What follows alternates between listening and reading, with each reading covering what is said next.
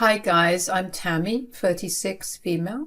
I remember the day we moved to America, fresh off the boat, so to speak. I was just 19, wide-eyed and full of dreams. But it was Stella and Vito, our Italian neighbors, who really made us feel at home. They were like a second family to us, always there with a warm meal or a helping hand. And Vito, he was my partner in crime from the start. Growing up, I admired Stella, a single woman who worked tirelessly to ensure Vito had the best shot at success. I guess you could say we grew up together. Vito and I hung out in the same streets, went to the same school, and our families intertwined seamlessly. It was only natural that as we got older, Vito and I started seeing each other in a different light. We fell in love, and our families couldn't have been happier. It was like a fairy tale. I was 23 when we tied the knot, and we were ready to build a life together. Our families pitched in, helping us set up our first apartment. Everything was perfect. Or at least, that's what we thought. Then came the tragic news. Vito's father had passed away. It hit him hard, and I watched as the weight of grief settled on his shoulders. We were just starting our journey, and life threw us a curveball. Vito's father had never been a part of his life, at least not in the way any kid would wish for. It was like his dad had checked out long before we met. Even with Stella by his side, Vito held this resentment deep within him. The why and the how of his dad leaving him were questions that haunted him. Stella, in her moments of vulnerability, would share stories of an abusive, troubled man. Vito's father, drinking, drugs, and financial ruin seemed to be the common threads in these stories. But for Vito, the image of his father was tangled in a web of conflicted emotions. Despite everything, he longed for a connection, a hero to emerge from the ruins. And then the news of Vito Sr.'s passing hit us like a tidal wave. I could see it, the grief, the confusion, the pain, all swirling in Vito's eyes. He had lost a man he barely knew, yet one he desperately wanted to understand and love. In that moment, I had to step up and be the anchor to weather the storm of emotions that threatened to consume him. I became his sounding board, listening to the stories he dared not share with anyone else. The conflicting feelings of loss and relief mingled within him. I held him tight, reminding him that he wasn't alone in this, that he had a family, a real one, right there. As Vito fought with the weight of his father's passing, I knew he needed to find his own way to heal. He sought solace in the bottom of a bottle, and initially I let him be. I figured he needed time to drown his sorrows, and who was I to dictate the pace of his recovery? Everybody needed a little liquid courage every now and then, right? Unfortunately, the smell of alcohol became a familiar presence in his breath, and for a while I turned a blind eye. But as the days turned into weeks and the weeks into months, it became apparent that things were spiraling out of control. There were nights when he didn't come home at all, and that was when I knew I had to step in. Putting my foot down, I decided it was time for an intervention. I invited Stella to join us. After all, she had weathered the storm of Vito's Sr.'s turbulent existence longer than any of us. The three of us sat in the living room, the air tense with unspoken words and the lingering scent of concern. I spoke from the heart, expressing my worries and fears about Vito's well-being. Stella, too, chimed in with the perspective of a mother who had witnessed her son struggle with his father throughout the years. We weren't here to judge or condemn. We were here to offer support, to help Vito find healthier ways to cope. Oh, come on, what the hell is this? Vito, we need to talk. This can't go on. Your wife and I are worried about you, Vito. You can't keep going down this path. What path, huh? It's my life, not yours. Vito, we love you. But you can't keep drowning your pain like this. It's tearing you apart. Your father's gone, and I know it hurts, but this isn't the answer. I don't need a lecture from you two. I can handle my own problems. I'm a grown man. Vito, you're not handling anything. You're disappearing into this bottle, and we can't stand by and watch it happen. We want to help you heal, son, but you have to let us in. I don't need your help. I don't need anyone. Just leave me alone. Vito, please just talk to us. We're not against you. We're on your side. We're your family, Vito. Let us help you. We tried pleading and begging some more, but he just shouted, I said, leave me alone. Life, after the failed intervention, became a blur of broken promises and shattered dreams. It seemed like the more I tried to reach out to Vito, the more he slipped away. I felt like a stranger in my own marriage. Watching it crumble before my eyes, Stella and I became each other's confidants, sharing our fears and frustrations over the phone. We'd console each other, trying to make sense of the chaos Vito had unleashed upon our lives. But deep down, we both knew we were powerless against the grip of his addiction. Nights turned into a twisted routine. When Vito wouldn't stumble through our front door, he'd stay at Stella's place, his old home, taking advantage of the key he never returned. Each morning, I'd wake up to an empty bed, wondering if this was the day he'd finally come to his senses. The strain on our relationship was undeniable. The man I married, the one who held so much promise and potential, was slipping away. The romanticized image of us growing old together had faded into the harsh reality of dealing with a husband who had succumbed to his demons. And I was getting fed up with it all. One night, after yet another round of senseless arguments, Vito slurred out what he thought was a brilliant idea. A scheme, a plan to turn everything around. But by then my patience had worn thin, and I couldn't bring myself to entertain his intoxicated fantasies. I longed for the man I fell in love with, not this distorted version fueled by addiction. I remember that night like it was yesterday. Vito stumbled into the room reeking of alcohol and desperation. His eyes held a wild, feverish glint as he cornered me, his words slurred, yet strangely intense. Listen, Tammy, we gotta have a baby. A baby? Vito, you're not in any condition to... But he cut me off, his voice growing louder and more aggressive. No, Tammy, you don't get it. Having a baby, that's how you leave your mark on the world. It's how you show everyone you've accomplished something. I need that. I need to leave something behind. I shook my head, a pit forming in my stomach. Vito, you're not thinking straight. Bringing a child into this mess isn't a solution. We need to fix our lives first. I know you're still hurting from your dad's death. I don't care. I want this, and you should too. In that moment, I realized I needed a strategy, a way to get through to him without escalating the situation. I took a deep breath and said, Vito, I'll only consider having kids with you if you clean up your act. I won't bring a baby into a messed up family dynamic. You need to get your crap together. I hate what your father did to you and your mom, and I'll be damned if I let it happen again. For a moment, conflicting emotions flashed across his face. He seemed torn between the desire for a family and the acknowledgement that his life was spiraling out of control. Finally, he sighed, a defeated look in his eyes. Fine, Tammy, I'll do it. I'll clean up and get my act together.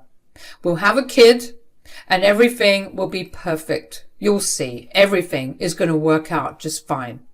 After Vito blurted out that he wanted a baby, I spilled the beans to Stella about everything that had happened the morning after. She wasn't sure it would work, but kept her fingers crossed, hoping it would help Vito get his act together.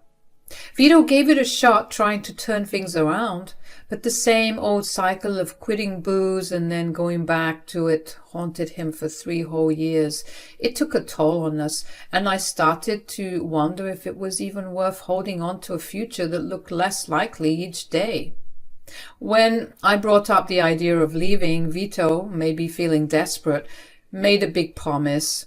He swore off alcohol for good, saying things would be different from this time. I was skeptical, of course, given the past 3 years of broken promises, but surprisingly, Vito stuck to his word and managed 2 years of sobriety. I was 30 at the time we were celebrating his sobriety, and that's when I told him I had the perfect gift for him.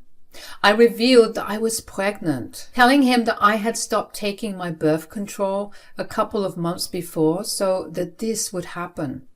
There were mixed emotions, but Vito's happiness overshadowed any doubts. He pledged to be the best dad ever, better than his father, and for the first time in a while, a happy family seemed like it could be a reality. After a smooth and peaceful 9 months, I gave birth to a beautiful baby girl named Kerry. Life seemed perfect for us and our little family, and things were going well between us all. I had a beautiful life, a beautiful daughter. Perhaps I took it for granted at some point because everything went to shit when Kerry hit the ripe age of 3. Around this time, Vito started acting all kinds of strange. He'd stroll in looking dodgy, and I couldn't help but wonder if he was up to some cheating or worse, a relapse. Sadly, my suspicions weren't misplaced. Turns out Vito slipped up one night during an office party and started on the alcohol again. He revealed this to me when I caught him one night sneaking in at 3 a.m. smelling like some cheap liqueur. I was disgusted.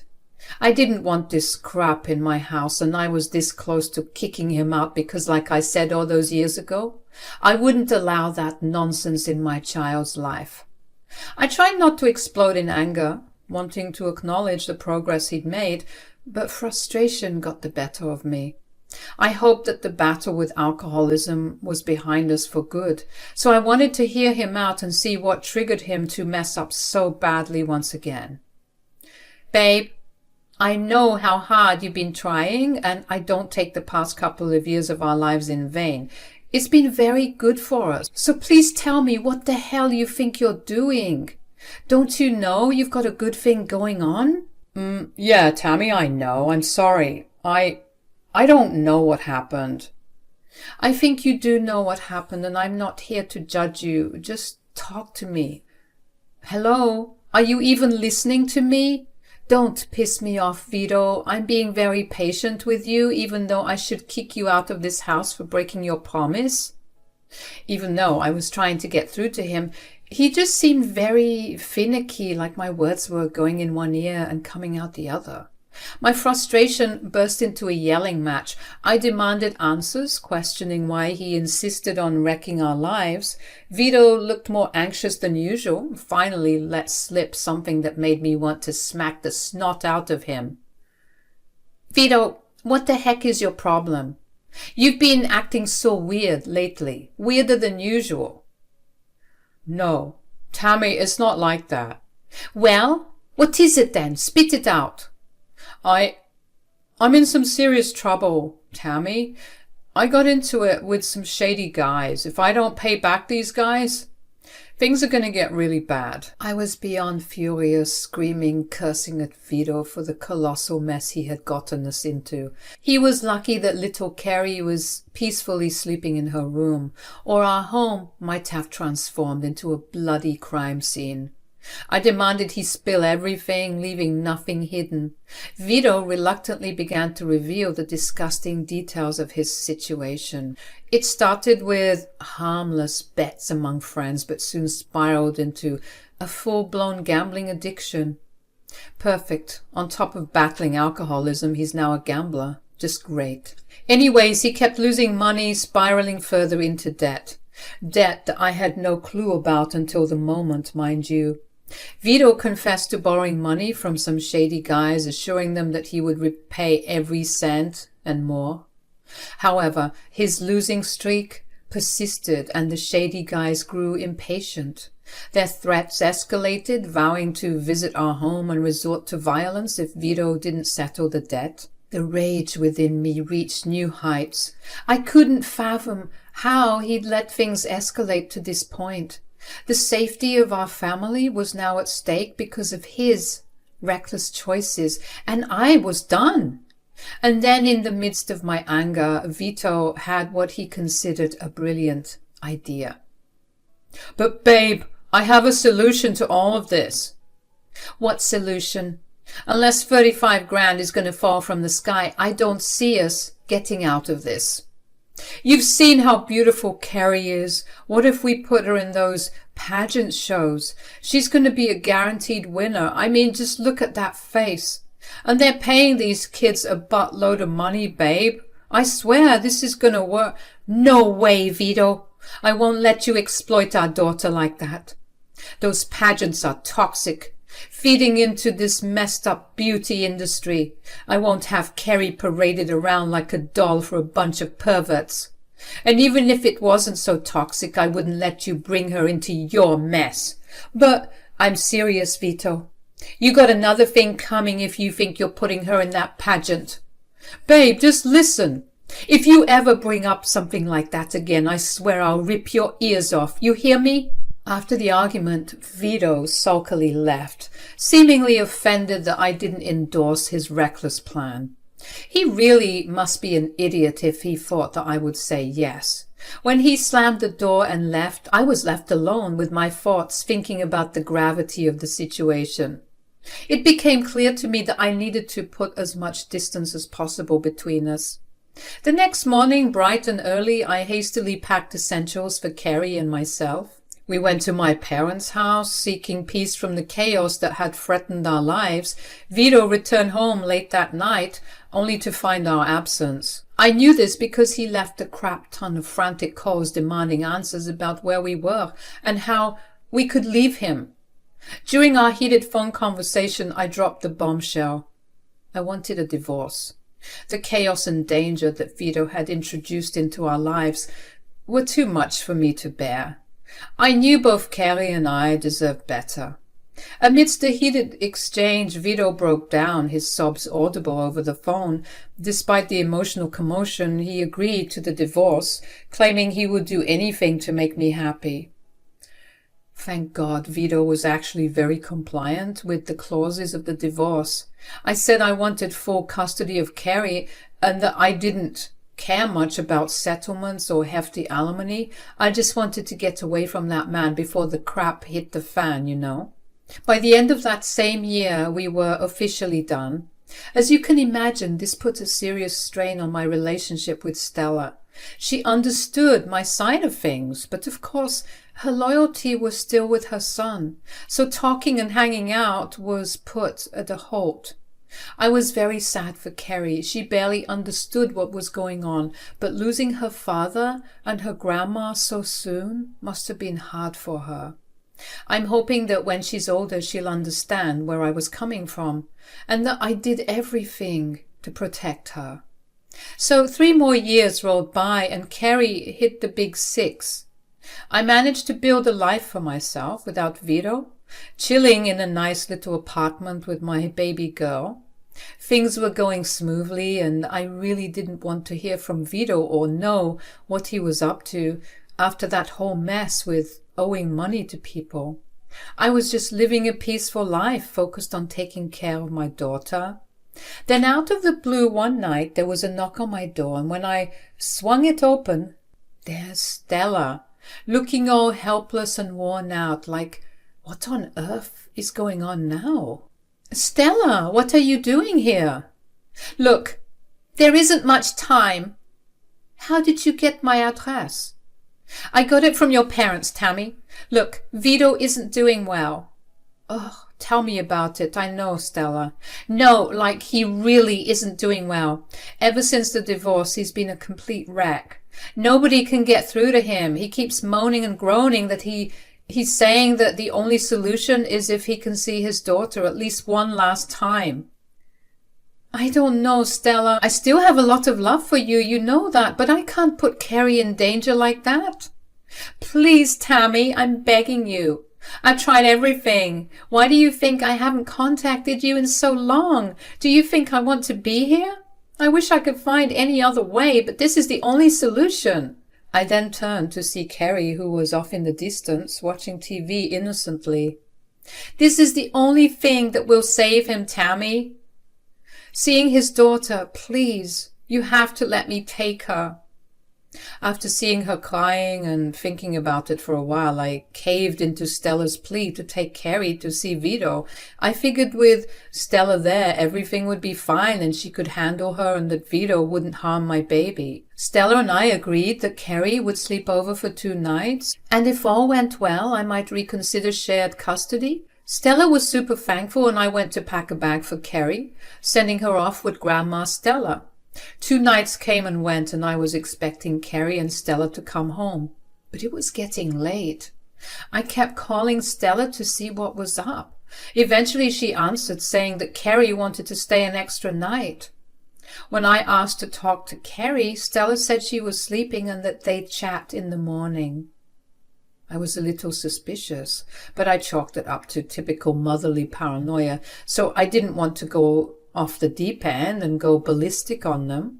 I mean, 3 years had passed, so it was only normal for them to want to spend as much time with Carrie. So I agreed for Carrie to come in the morning. But just like the day before, Stella didn't drop her off and avoided my calls until late at night. I figured Stella was just being an overly attached grandma, and when I managed to talk to Carrie that night, she seemed okay, saying she missed her daddy and grandma. That's when I said I'd pick her up myself in the morning.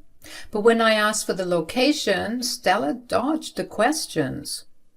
Another day passed, and then another day, and still no peep, no nothing. After 5 days of this, I had enough.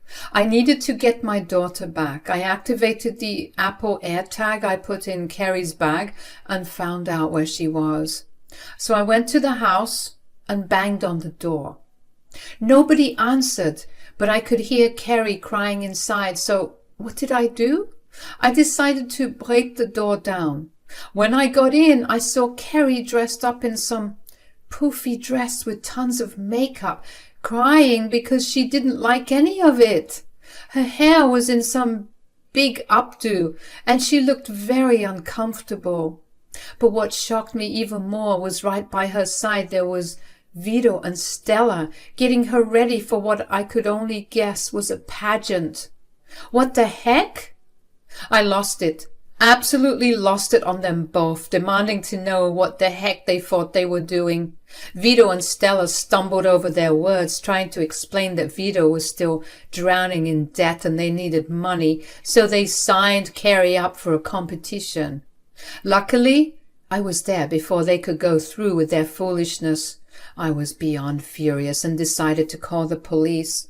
Stella and Vito begged me not to, but I wasn't having any of it. I started wiping off the makeup, yanking Carrie out of that ridiculous dress, and dismantling her painful-looking hairstyle. I told them they'd rot in jail because I'd exposed Vito's gambling, and I hoped the people he owed would come for them and deal with them accordingly. Tammy, please listen to us. You know, Stella, when you came to me 5 days ago, I thought that you were being sincere. That's why I let you keep my daughter for 5 days. I thought that her trustworthy grandma would take care of her, as she promised. But clearly, I was wrong. I expected this type of crap from Vito, but you? This is a new low. You are both sick. I guess the apple didn't fall far from the tree. The police had arrived, and I had put my daughter in the car, telling her to lie down and try and rest. She was obviously relieved to see her mama come to save her, and I couldn't be happier that I came at the time I did. Who knows what could have happened if I had come later? When the police approached me, I explained to them that my ex-husband was violating the terms of our divorce. He wasn't supposed to see Carrie, and he was a known gambler and alcoholic, and I was scared for my daughter's safety. The police arrested Vito, but left Stella behind. I drove off, leaving Stella crying on the doorstep and Vito being pushed into a squad car. Good riddance.